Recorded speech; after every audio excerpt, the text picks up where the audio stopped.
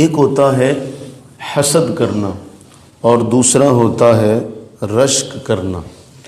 حسد کا معنی یہ ہے کہ ہم کسی شخص پر جو اللہ تعالیٰ نے انعام کیا ہے، نعمت کی ہے، اس کے زوال کی تمنا کریں کہ اسے یہ جو نعمت ملی ہے یہ زائل ہو جائے۔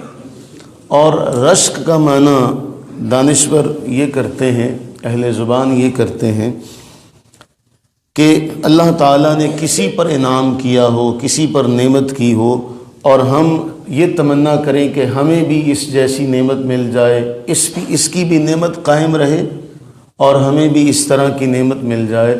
یہ ہے رشک کرنا۔ تو رشک کرنا جائز ہے، حسد کرنا جائز نہیں ہے۔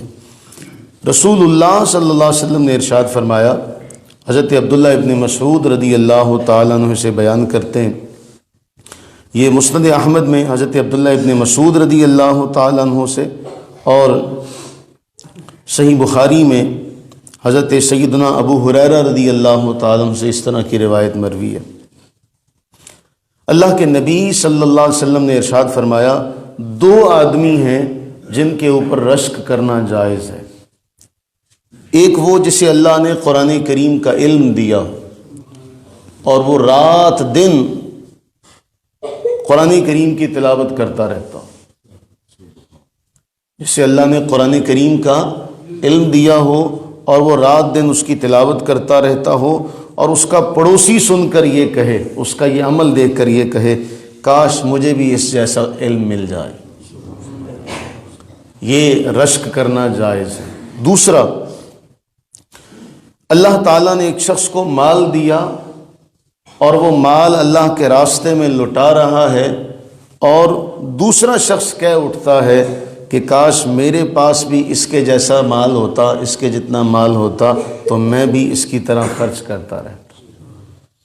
یہ دو آدمی، فرمایا رشک صرف دو آدمیوں پر ہو سکتا ہے، ایک وہ جسے اللہ نے قرآن کا علم دیا اور وہ رات دن اس کی تلاوت میں لگا رہے، اور دوسرا وہ جسے اللہ نے مال دیا اور وہ اس مال کو محتاجوں پر خرچ کرتا رہے۔ ان دو کے اوپر فرمایا رشک کرنا جائز ہے۔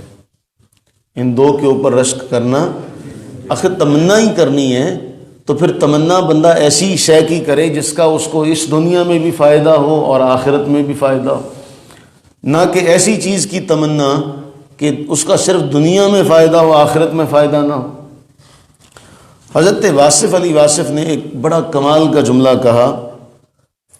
حضرت واصف فرماتے ہیں، اس شخص کے علم کی تعریف نہ کرو جس کی عاقبت اپنے لیے پسند نہیں کرتے۔ ایسے شخص کی تعریف نہ کرو جس کی آخرت تمہیں پسند نہیں ہے۔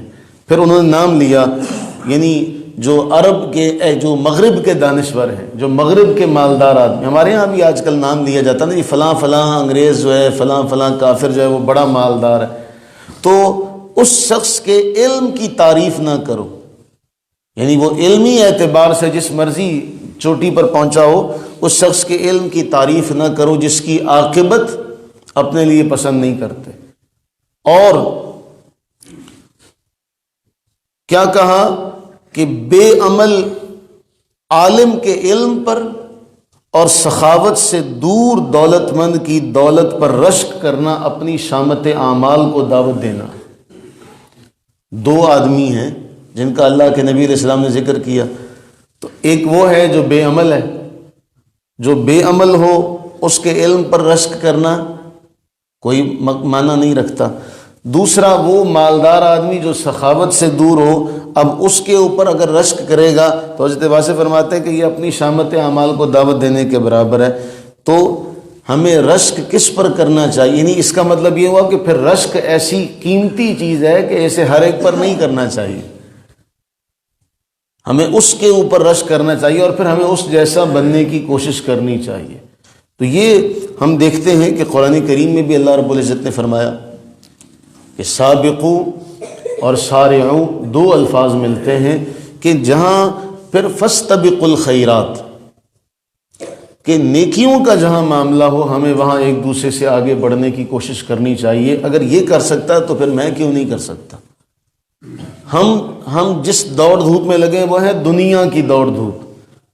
ہمیں دین کے حوالے سے، دین کے فہم کے حوالے سے یہ کام کرنا چاہیے. آپ کو یاد ہوگا میں نے آپ کو ایک بار بتایا تھا، ہمارے ایک استاذ ہیں قاری قادر بخش صاحب، ان سے ہم نے قاعدہ پڑھا، میرے بڑے بھائی ان سے پڑھا کرتے تھے. تو ہم کراچی میں چھوٹے سے تھے اس وقت، تو وہ اس وقت ہمیں بتایا کرتے کہ میں بڑا لائق تھا، بڑا ذہین تھا، اور میری خالہ کا جو بیٹا ہے ان کا نام تھا امان اللہ. تو میری خالہ کا بیٹا جو ہے اس کی زبان کے اندر لکنت بھی تھی، میں ذہین تھا، وہ ذہین نہیں تھا. تو قاری قادر بخش صاحب کہتے ہیں کہ جب میں نے حفظ میں داخلہ لیا تو وہ میری خالہ کا بیٹا کہنے لگا اگر یہ حفظ کر سکتا ہے تو پھر میں کیوں نہیں کر سکتا، اگر یہ جا سکتا ہے تو پھر میں کیوں نہیں جا سکتا. اسے سب نے کہا کہ تیری زبان بھی ٹھیک نہیں ہے، تو ویسے بھی کمزور ہے. اس نے کہا نہیں، اگر اس نے کیا تو پھر میں نے بھی کرنا ہے. تو قاری قادر بخش صاحب فرماتے ہیں کہ وہ اس قدر اس نے محنت سے پڑھا کہ میں تو صرف حفظ کر کے میری بریک لگ گئی. وہ حفظ کے بعد قاری بھی بنے، عالم بھی بنے، اور پھر ہم نے اپنے بچپن میں دیکھا تھا کہ مصر انہیں بلایا گیا تھا. جب انہیں مصر بلایا گیا نا تو پھر قاری قادر بخش صاحب نے ہمیں یہ فرمایا کہ دیکھو یہ ہوتی ہے محنت. تو ہمیں محنت اگر کرنی ہے، مقابلہ اگر کرنا ہے تو پھر دین کے معاملے میں کرنا ہے. اور جب اللہ کے راستے پر کوئی چل پڑے تو اللہ نے قرآن میں فرمایا میں شکور ہوں. دنیا میں ہم کسی کے لیے قربانی دیتے نا، ہم اپنی اولاد کے لیے بھی اگر قربانیاں دیتے تو بڑی ہو کے اولاد بھی ہماری قدردان ہو نہ ہو اس کا ہمیں علم نہیں ہے. لیکن اللہ نے قرآن میں فرمایا میں شکور ہوں، میں قدردان ہوں. شکور کا معنی قدردان کہتے ہیں مفسرین. اللہ سے بڑا قدردان کوئی نہیں ہو سکتا. آپ اللہ کے لیے اگر کچھ کریں گے تو اللہ اس کی قدر ہمیشہ کرتا ہے.